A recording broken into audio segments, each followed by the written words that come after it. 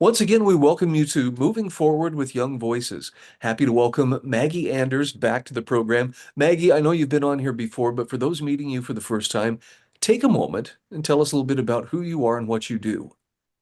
Yes, thank you so much for having me on, Brian. So, my name is Maggie Anders. I work for the Foundation for Economic Education, and with them, I run a sub-brand of FEE called Undoctrination. And one of the big topics we explore on Undoctrination is international politics. And that has been specifically focused in Latin American countries recently, as many of them are beginning to turn away from the pink tide that swept many of the countries 20 years ago.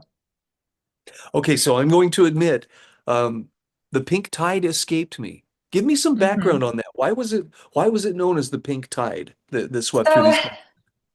yeah, so the pink tide was this big movement for socialism. And today we'll be specifically talking about Bolivia, but really we saw this happen in a number of Latin American countries. And I think what made them so susceptible to the promises, the false promises of socialism, is that many of these countries have a wealth of natural resources, specifically oil.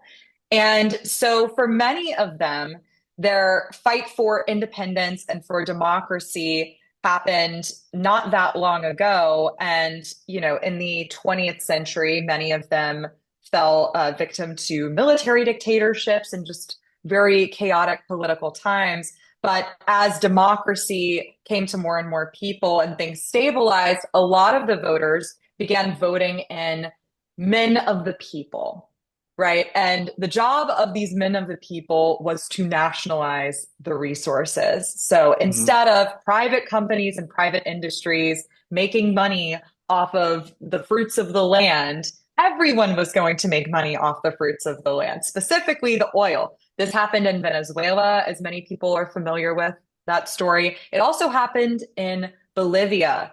And under Evo Morales, who became Bolivia's first indigenous president, a lot of industries became nationalized, and Bolivia entered what I like to call the socialist honeymoon period, which happens for just a few years before things get really, really bad.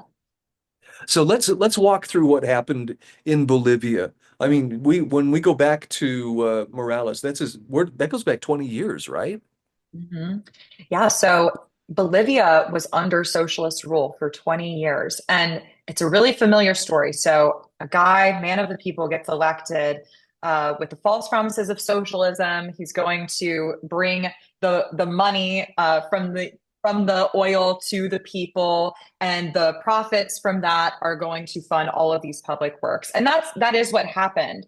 But then international oil prices crashed. And this happens all the time because that market fluctuates so significantly, and government is pretty bad at running these industries, and private companies actually produce a lot more of the world's oil, even though most of it is owned by the state, I believe. So that happened. The market crashed, and that sent Bolivia's economy into a tailspin.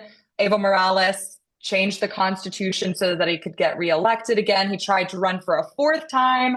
That didn't work out. So he went into exile in Mexico for a year. His economic minister, Luis Arce, came into power. And under Luis Arce, things just got worse, right? So last year, the debt to GDP ratio was 90% and inflation hit 25%.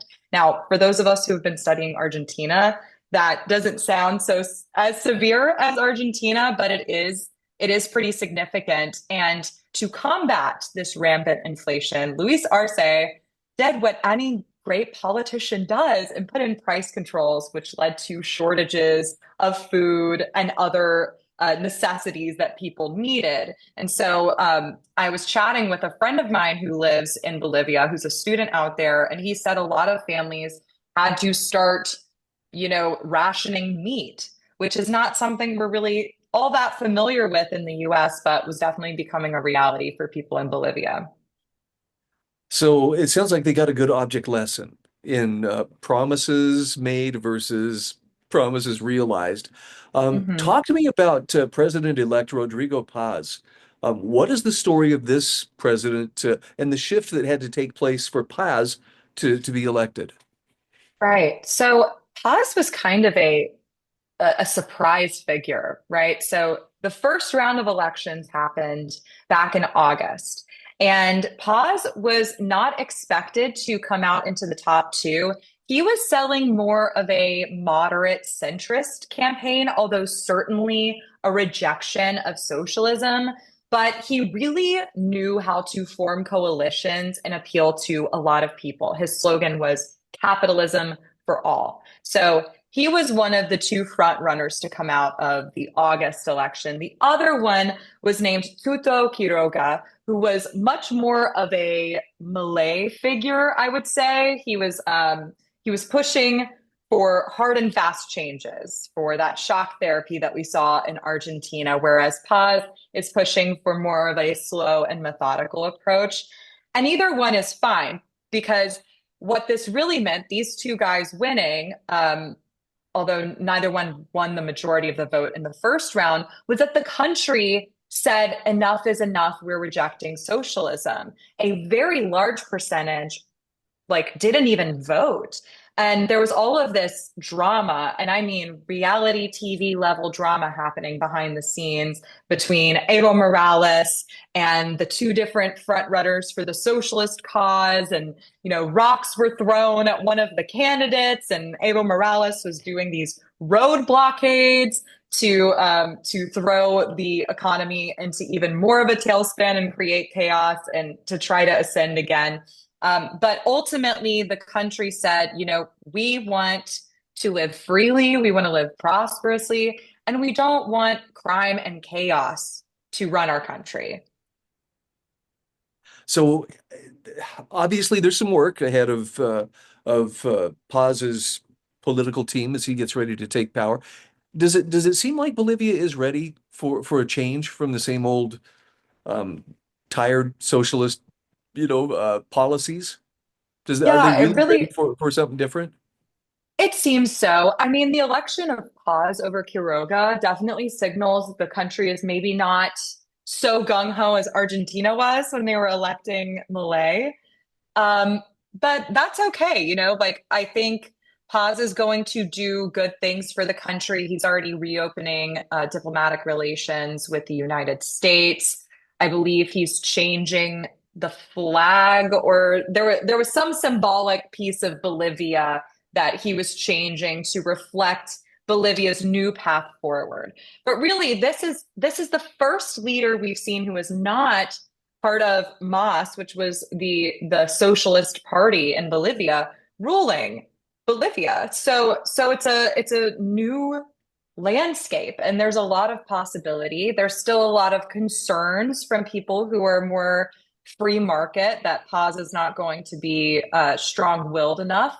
But I think we'll see some really positive movement, and certainly it's good to see that the region itself, which was once dominated by socialism. And by the region, I mean the Rio Plata region, like the River Plate region, which is Argentina and Uruguay and Bolivia and Chile and Brazil, although Brazil has not made that shift yet, but I think they might. It's really good to see that a new wave, a new tide that's very different from the pink tide is sweeping that part of the world. And it's very predictable, right?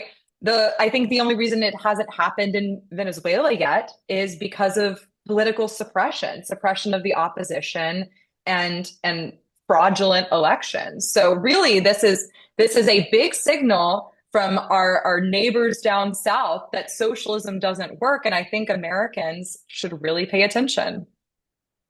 Again, we are visiting with Maggie Anders. She's a writer and host at the Foundation for Economic Education, as well as a Young Voices contributor.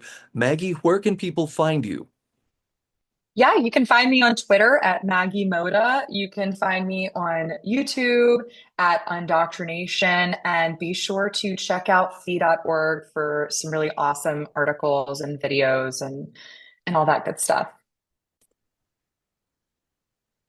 Welcome back to Moving Forward with Young Voices. I'm happy to welcome Anthony De Luca-Barrata back to the program. Anthony, it's been a little while since we've had you on the show. Take a moment for those meeting you for the first time. Tell us a little bit about who you are. Well, it's great to be back on the show, Brian. Yeah, so I'm a Young Voices senior contributor. I'm based in Montreal. I'm also a contributor to the Macdonald Laurier Institute, which is a Canadian think tank. And I write about all sorts of Canadian and American policy and politics topics with a focus on economics and defense. Usually, I like to write about the relationship between the two countries. And this week, we are going to be discussing a pretty momentous event that recently happened in your most important city. So I'm looking forward to it. Okay, yeah, I'm looking at your article here from the Daily Economy. Trumponomics is pushing young voters into socialism. And there's a sub-headline here that Anthony really makes, I think, a very brilliant point, and that is that Trump's tariffs and Mandami's socialism actually have something in common. They both put populist politics above prices.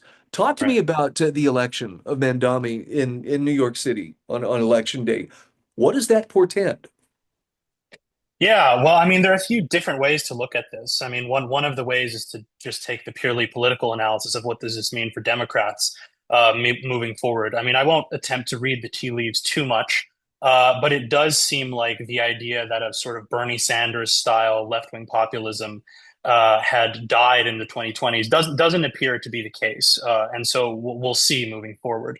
But in terms of economics, of course, it all depends on what Mamdani is actually able to accomplish as mayor of New York, and there are serious questions about his ability to actually implement some of his policies. Some are just practical. The mayor can't do things on his own. He has to have the approval of various boards and city council. So some of his policies will actually require changes in policies from Albany, so from the state government. But let's just assume that he gets everything he wants. What does this mean? Well, it means that New York is going to move in a socialist direction in an attempt to resolve a very real problem, which is what I address in my article. And the very real problem is the cost of living crisis. So there's no question that that for young people, entering the housing market in particular, things are tough. We actually discussed this on my previous appearance on your program, but the reasons that Mamdani gives for that and therefore his solutions are misguided. So for me, what this means, again, if Mamdani gets all he wants as mayor, um, is that the problems of affordability that motivated young people to vote for him and therefore propelled him to the mayor's chair office are going to get worse. And this will, this will. I mean, there's one of two ways that can go. Either, they'll sort of double down and ask for more and things will get even worse. Maybe they'll move, there'll be some movement to the sort of Trump right. I don't know. But the point that I'm trying to make is that either of these are sort of flawed because they just make the problem worse by not taking into account prices. And the distortion of prices is what is actually making the cost of living problem so severe. So let me ask you this, Anthony, what is it that makes socialism seem plausible? I mean, people have been trying this for an awful long time, and it's not like there's not a shortage of history that we can look at and go, huh, well, that didn't work. But it seems like every generation, maybe several times in a generation, the new kids come along and figure they're going to reinvent the wheel. What makes it so attractive to them that would sweep someone like Mandami into power? Yeah, it's interesting. I mean, in my view, I think the same thing that is making socialism attractive to young people is the thing that's actually making protectionism attractive to a lot of Trump voters. So I sort of see these things as two sides of the same coin. And I think the attractive thing is, frankly, it's a failure to appreciate the underlying economics. And so when some person comes along who's too clever by half, who's charismatic like Mamdani or Trump for that matter, and who says something like the cost of living is too high and here's my solution. I mean, your ears automatically perk up to something like that. So, if the rent is too high, freeze the rent, right? If groceries are too expensive, just, institute government run grocery stores with price controls. It sounds like a simple solution to a simple problem. But the problem with that is that it fails to appreciate the underlying dynamics. So the underlying dynamics, let's just take housing as an example, is that New York is one of the most regulated housing markets in the country, and that is the reason why things are so expensive. Apart from the fact that people really want to live in New York, so that creates very high demand. But in a sort of rational economic system, that high demand would be met by a surge in supply if builders were allowed to build and they weren't kept from doing so by a whole bunch of different regulations. You could say the same thing about protectionism. I mean, what makes tariffs so appealing? Well, I lost my job, or my neighbor lost his job, or I see these economic struggles that people are going through. Well, if you raise the price of foreign goods, that should make domestically produced goods more attractive. That'll create domestic jobs. It sounds plausible. We know that it isn't. Yeah, I was looking at the part of your article talking about the tariffs being a tax on consumers. And, on the one hand, I can understand why someone who may think their job is at threat would want to support tariffs. On the other hand, um, isn't everybody already feeling inflation already? You point out, retailers from Walmart to IKEA already are raising prices, due in part, to the president's trade war. Right. Yeah. And I mean, you could again ask the same thing on the other side. I mean, don't people know that if you control rent or freeze rent in the case of Hamdani, all that'll do is discourage more building, which will just make the problem worse. I mean, yeah, like don't people just know? It's difficult, right? Because I think if you look at the evidence, it's quite clear. There are studies that I cite in the article that looked at the effects of Trump's 2018, 2019 tariffs, which showed that employment did not increase in manufacturing; it actually decreased, and there are reasons for that that we could go into. But again, I think it's the discrepancy between the plausibility, the seeming plausibility of the claims, and an actual deep understanding of economics. It's I don't know for those of us who hold fast to the principles of prices and who actually think that they do good things, it could seem like a pretty dark moment right now in American political history. So. We've got about 2 minutes left, Anthony. Let's talk about solutions. In particular, what the president is doing right now with his economic policies. What could he be doing differently that would allow real free market economics to take place as opposed to simply driving young people more into socialism? Yeah, I mean, young people are worried about housing, so I think that there needs to be a solution, a push for solutions at every level of government. So from the federal level, I think, they should be looking at every single burdensome regulation at the federal level that makes it hard to build. Those need to go. And then there needs to be sort of threats to state and local governments. There's no other way of doing it. If you don't put shovels in the ground now and start building, you're not getting a cent of federal dollars. That's one way. And the second thing, which is what I conclude my article with, is just on the trade front. I mean, I just think there needs to be a complete reversal, of course, right? It's not that free trade and free enterprise solves every single problem, but at the very least, it doesn't make it worse, right? So. No, that makes sense. And you end your article with such a great call about how you're not being utopian, suggesting free trade and free enterprise is going to solve all of the problems, but they won't make things worse. And right Yeah. now, they're really what we need. And I think you make a very principled call there. Again, we're talking with Anthony De Luca-Barrata. He is a contributor to the Center for North American Prosperity and Security, and also a Young Voices contributor. Where can people find you? Where can they follow you on social media? You can feel free to connect with me on LinkedIn or follow my work at the McDonald-Laurier Institute website. Thank you so much for being my guest. It's great to be with you, Brian. Thank you. Once again, welcome back to Moving Forward with Young Voices. Happy to welcome Chloe Sparwath back to the program. Chloe, I know there are some people who are meeting you for the very first time. Take a moment, tell us a little bit about your background and about what you do. Yeah, thank you. Nice to be back. I just finished the Young Voices Contributor Program. I'm from Atlanta, but I'm about to move to DC to work for the Israel Allies Foundation as their Congressional Affairs Coordinator. So in the South right now, but heading up north soon. So I'm looking at an article you wrote for American Thinker. Northwestern University needs to cut ties to terrorists. And look, I'll admit, I haven't been on the nation's college campuses of late, so I haven't really had a sense of, have things calmed down from the last year or so.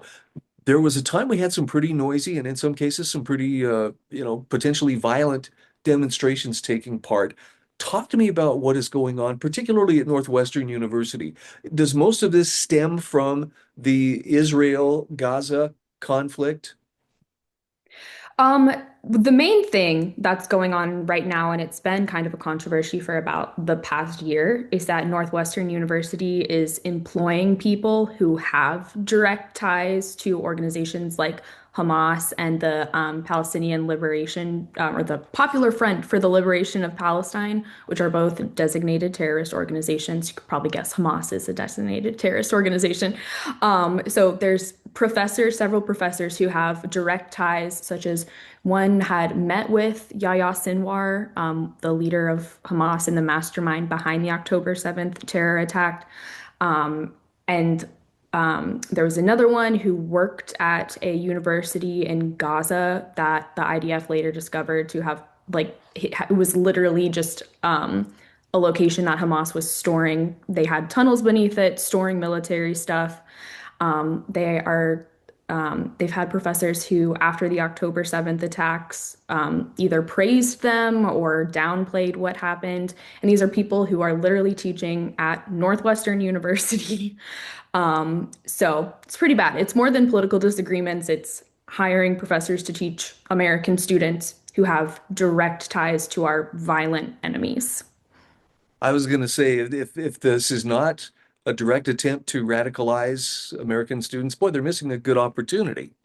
Talk Right. to me about what steps has the university taken? Certainly, this has been called out, but how does the university respond? Yeah, so they got in a lot of trouble. The president actually recently resigned, I believe in September, because President Trump was kind of getting on their back saying, "Hey, you need to do something about this." They're still employing, as far as I know, I believe they're still employing these professors. They did institute some anti-Semitism training, along with there's tons of trainings that students have to take every year. I remember when I was a college student, it was like hours and hours and hours of different trainings on things. So that's not anything new, but they did institute in an anti-Semitism training. There has been some controversy with that because a lot of students flat out refused to take the course, which is a whole issue on itself. Not they only weren't only refusing to take it. There's been protests over an anti-Semitism training. Um, so there have been things, like I guess implementing the anti-Semitism training is a step to publicly be like, hey, we're doing something about this. But they're still employing these people, and they haven't really come out and condemned their employees' ties to Hamas and some of this stuff. So shockingly, nothing. That there really hasn't been anything solid. I mean, I would just think these people should be automatically fired as soon as you hear of their ties to literal terrorist organizations. But for some reason, that hasn't happened, and they're allowed to teach American children. So it's crazy. I would think that the parents who are sending, their children off to be educated at schools like Northwestern would have something to say about this. Are they just disconnected from the whole situation, unaware of it?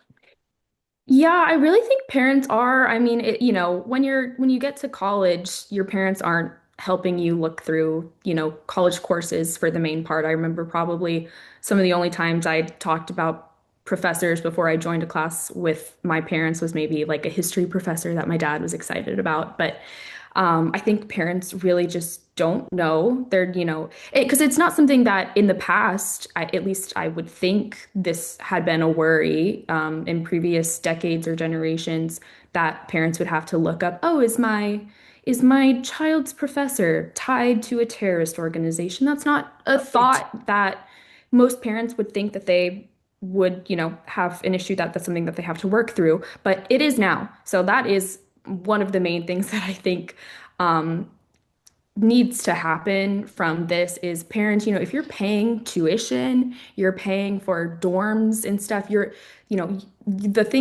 money that you're putting into your child's tuition is paying professors' salaries. It's paying for their research, it's paying for the college is a product that you are paying for, and you do have a right to say, I don't like this, or like I'm not going to pay for my child to go to school at a university that harbors not just terrorist sympathizers, but people who are actively working with terrorist organizations. So maybe it was not something that parents needed to be aware of in the past, but it definitely is now. Yeah, one final question for you, Chloe, and that is, um, since when did uh, since when did activism or the kind of radical activism, resistance by any means necessary and so forth, when did that become synonymous with going to school? That seems to be, I'm still having a hard time believing that not just parents, but school officials, legislators, people who appropriate money for these institutions aren't looking at this and going, this is really a bad thing to be uh, promoted, at an institution Yeah, like this. and that's another thing I don't think people understand when you hear about what's going on college campuses is that this is not like the 60s peaceful hippies who were just, smoking pot and protesting the war on college campuses. Like these are radical, violent activists on college campuses who are taking over parts of college campuses. Um, this is not just a freedom of speech issue. It's getting violent. We saw that largely last year, but I would assume we'll continue to see a lot of it this year again on college campuses, the violence with the radical protests. Again, we are talking with Chloe Sparwath. She is a contributor for Young Voices. And Chloe, for those who wish to follow you, where can they find you? You can follow me at Chloe Swan with three N's on Substack, Instagram, and Twitter. Welcome back to Moving Forward with Young Voices. We're happy to welcome Brayden Myers back to the program. Brayden, thank you for joining us. For those getting to meet you for the very first time, take a moment, tell us a little bit about your background. Yeah, thanks for having me back, Brian. My name is Brayden Myers. I'm an economics, history, and philosophy student at the University of Alabama. My research focuses on tax policy, and I also do work in political theory and political economy. And I'm also an avid baseball fan. And one thing that made a lot of headlines recently about baseball was the airing of a ad by in the Toronto stadium featuring Ronald Reagan talking about tariffs, right? And obviously, this brought on a whole wave of consequences and arguments. But I don't think that his words were actually being misused. I think we're seeing a transition in the Republican Party and on both sides of the aisle towards a type of state capitalism. And sometimes we aren't ready to reckon ourselves with that past. Yeah, I'm looking at your article from the dailyeconomy.org. Is this even capitalism anymore? And I gotta say, Braden, this is a question I've asked myself a number of times over the years. It seems like, particularly on the political right, you'll find a lot of support for the free market, meaning no government intervention. But it's crazy to me um, how even on the political right, where ostensibly the free market is supposed to live, they can't trust, but we should probably have some regulation. We should have some kind of manipulation in here. And I know it's the same on the left. You make the point here, both left and right are kind of encouraging authoritarianism. Let's give some examples of what this looks like for the sake of people who either aren't looking for it or may be reluctant to notice it. Yes, absolutely. Well, it's a growing trend within our politics, 100%. A lot of people are very aware of the TikTok deals that are happening. And the result of a lot of these meetings was, and we'll deal with it in January or something like that. But the big issue that many Americans find with it is that the Chinese government has a golden share in TikTok that gives it a lot of tools for regulating the business and a lot of tools for having independent interest in the business. The ironic thing, of course, is that America itself has these golden shares in companies too, recently, most notably US Steel. US Steel is the main example where the government has taken a leading stake in a business. And I don't think that's their business, but it's expanding more and more. So we have now revenue share agreements with NVIDIA, something like a 9.9% share in Intel. And then recently, I'm from Northern Nevada originally. The US government just took, the Department of Energy took a huge stake in a lithium mine up there. On November 4th, the government put, I think it's about $1.4 billion to support some rare earth recycling and production companies, which included a $50 million equity stake in a company called Vulcan. And these are just growing examples of how the United States government, even the primarily under the control of the Republican Party, the party of free markets and the individual, is moving closer and closer to this state-sponsored capitalism, if you can call it that. I like the term you used, command capitalism. And then it sounds like, oh, well, this sounds like it's just really doing the right thing. Let's make the case though for why can we trust the free market in ways that maybe we can't trust the government? What's the difference between the free market and the government?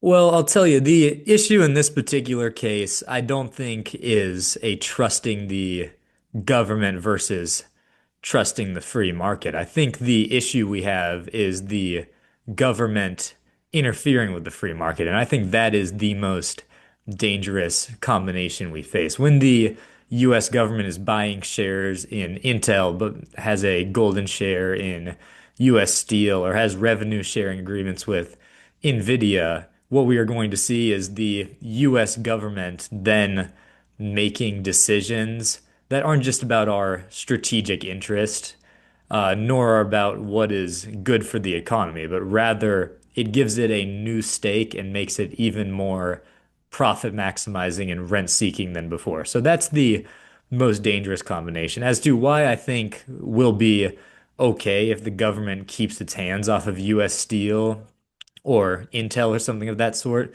I think we can trust the competitive processes of the economy, right? If we need to invest money to own stakes to prop up businesses that would otherwise be sold or go out of business or something of that sort, then the US government is taking a share in a weak business that's being outcompeted, right? And that is not how we are going to compete with China. We are going to compete with China by having competitive businesses that are competing on the world market. And I think how we do that is by letting the market process work and maximize resource allocation, not by taking shares in failing companies. Brayden, something else you point out in your article too is this is not something that can be distilled down into a left versus right, Democrat versus Republican kind of equation. You point out here this is actually liberty versus authoritarianism, but just taking place in the marketplace. Yes, absolutely. I mean, I don't think anyone would be surprised to hear that Democrats have been doing this for a while. They do it in the name of things like social equity or industrial collection or even something like climate policy, right? But I think it's well understood that Democrats would largely advocate for some degree of government control in the market. You look like at someone like Bernie Sanders, who's obviously fluctuated in between Democrat and independent in his career. And we see these patterns of advocating for state ownership. But yes, the thing that's changed since the time of Reagan is that we don't differentiate Republicans and Democrats on this point anymore. It's things like the culture war, it's things like our policy on globalization and all that sort of thing. But there is no longer an advocate for free markets. And that's because as we expand the power of parties and as we expand the power of our governments, they're going to keep self-perpetuating. And whichever side is in control is going to want more power so they can secure more power. And when the other side gets in control, they're going to use the tools that we're building right now. And that's something that I think's been very ignored here is we are really laying the groundwork in a lot of things, but especially in our relations with the market for whoever the next person in charge is, whether it's Republican or Democrat, to use these same tools to push forward policies that I think a lot of people now would strongly disagree with. Oh, that is a great way to put it. Again, we are talking with Brayden Myers. Brayden, for those who wish to find you on social media, what's the best place to do that?